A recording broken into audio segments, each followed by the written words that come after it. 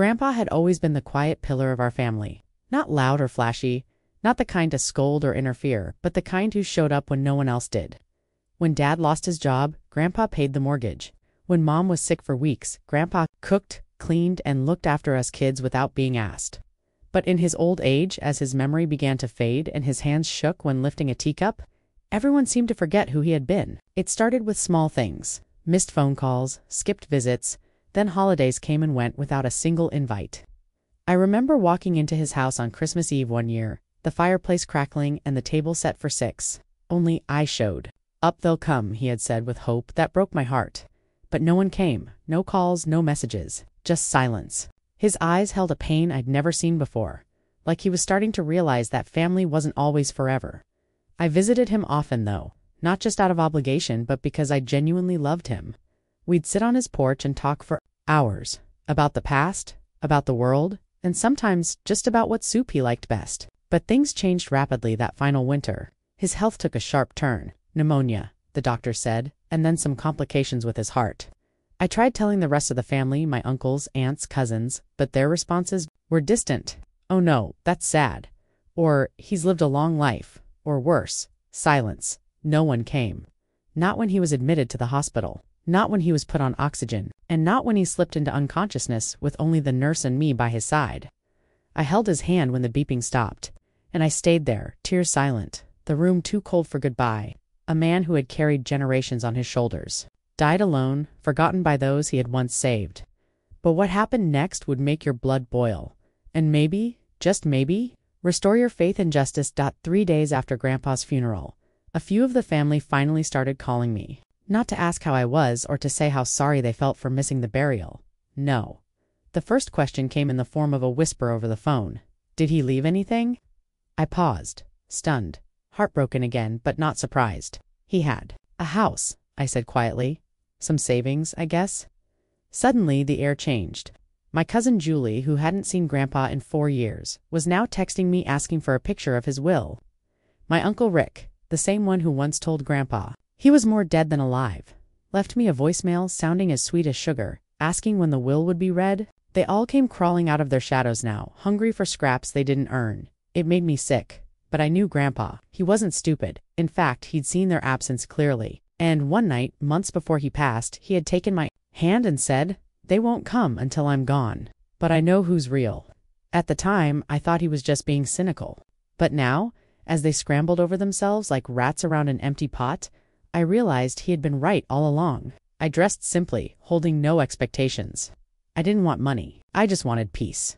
But what unfolded in that room was nothing short of poetic. The lawyer's office was small and smelled like old books. My relatives packed into the chairs like they were waiting for a game show prize reveal.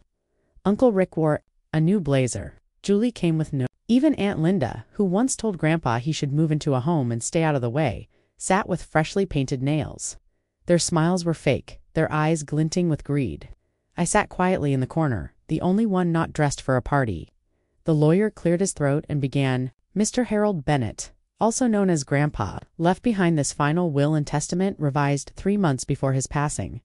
There was a rustle of anticipation. To my daughter Linda, he read, "I leave.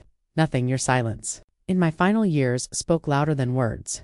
Linda gasped, her hand flying to her mouth. The lawyer continued, unbothered. To my son Richard, Uncle Rick leaned forward. "I also leave nothing. You once said I was a burden. I choose to unburden you permanently." Murmurs rippled across the room. Then came Julie's name. To my granddaughter Julie, who only remembered me when gifts were involved, "I leave my old television set. It's broken, but maybe now you'll learn to fix something for once." The tension was thick. Then the lawyer turned to me, to my grandson who stood by me, who held my hand as I left this world. "I leave everything else, the house, the savings, my books, my records, and my respect." The silence was deafening. I didn't smile. I didn't even look at the others. I just stared at the floor, trying to process the weight of it all. The backlash came fast. Uncle Rick stood up yelling, calling the will fake, demanding the lawyer explain. Julie burst into tears, sobbing that she didn't even know he was dying. Linda accused me of manipulating Grandpa in his final days. The lawyer stayed calm, explaining that Grandpa had video recorded the will, had it notarized, and even had a witness present. "This is airtight," he said firmly. "You may challenge it, but you will lose." Still, they protested, followed me out of the building, pleading now. "We're still family," Julie said, grabbing my arm. "He didn't mean that," Rick insisted. But their words were empty, like the seats they left vacant at Grandpa's hospital room. I didn't respond. I got in my car and drove straight to Grandpa's house. My house now, I suppose. It didn't feel like a victory. It felt like justice, quiet and sad. I walked through the room slowly. Everything smelled like him. The books, the leather chair, the worn-out slippers near the bed. I sat down on the couch and let myself cry for the first time since the funeral. Not because of what I'd gained, but because of what they never deserved. Over the next few days, the calls didn't stop. One cousin offered to help me manage the property, no doubt looking for a share. Aunt Linda sent me a long email apologizing, filled with flowery language about family healing. Even Uncle Rick tried to act like a wise elder, saying money doesn't matter, but fairness does, clearly hoping to guilt me into sharing. I ignored them all. I wasn't being petty. I was protecting what Grandpa had entrusted to me, and not just the money or the house, but the meaning behind it.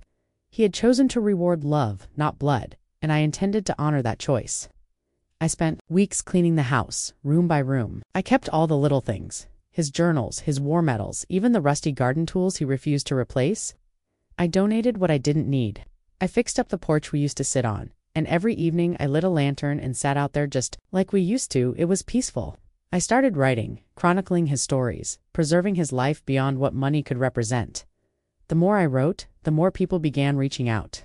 Not the family they had given up by now, but strangers, veterans who served with him, neighbors he helped quietly, a woman he once drove to a hospital during a storm. All of them had stories. I collected them like treasure. As the weeks passed, the silence from my relatives settled in like dust, undisturbed, unwanted, but expected. They had all moved on to their next distractions, new complaints, new targets, but I stayed grounded in the memory of a man who had been forgotten far too soon by the very people who owed him everything. One afternoon, while organizing a box from Grandpa's attic, I found something that stopped me in my tracks. A stack of sealed envelopes. Each one was labeled with a name: Uncle Rick, Aunt Linda, Julie, even some other distant cousins I hadn't spoken to in years, all addressed in Grandpa's careful, slanted handwriting. There was one for me, too. My hands trembled as I opened mine. Inside was a simple letter. "If you're reading this, then I've already left. I know this decision might bring drama, but it was necessary. You were the only one who stayed. You were my dignity in the end.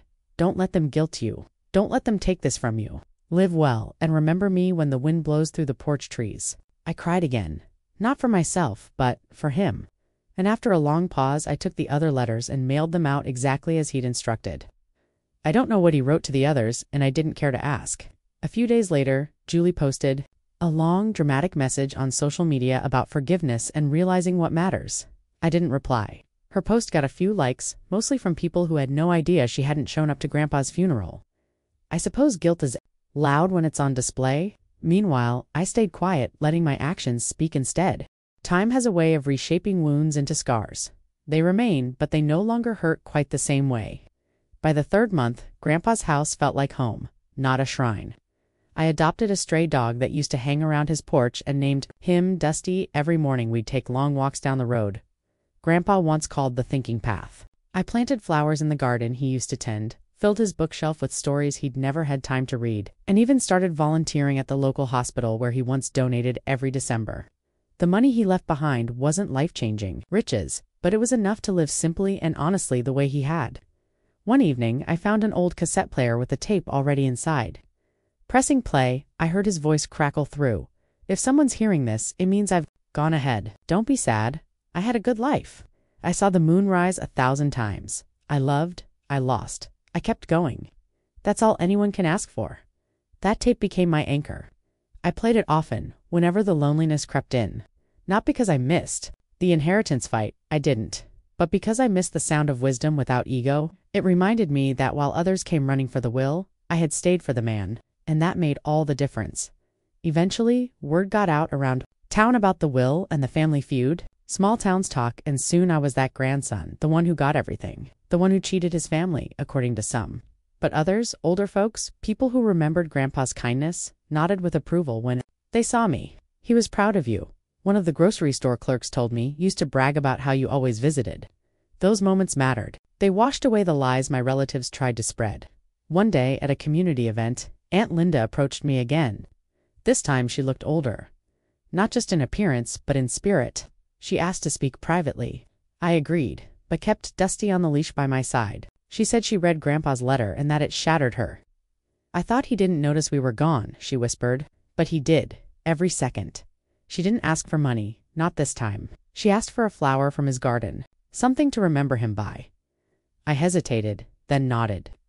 I handed her a single marigold, bright and stubborn like Grandpa himself. She walked away in silence. I didn't forgive her completely, but maybe she didn't expect me to. Some debts can't be paid in cash, only in quiet moments of truth. It's been a year now since Grandpa passed. The porch still creaks, the wind still rustles the same trees, and Dusty still chases squirrels he'll never catch. Life is quieter, but fuller. I've written down every story Grandpa ever told me. I started a small blog about it, and it's grown unexpectedly. Strangers from across the country write to me, saying they wish they had visited their grandparents more, that they're calling them now. That Grandpa's story changed something in them. And I realize, maybe this inheritance wasn't just property or money, maybe it was purpose. Maybe Grandpa knew that the greatest legacy isn't what we leave in a will, but what we plant in people's hearts. My relatives are ghosts now. Their calls stopped, their emails dried up. I'm sure they moved on to chase the next shiny object, but I'm not bitter. In the end, they showed the world who they were, and so did I. I stayed, I listened, I held his hand, and for that I inherited not just a house, but a legacy, a name, a truth. So when the wind blows tonight and the lantern on the porch sways softly, I'll smile. Because somewhere out there Grandpa is watching, and I know he's proud.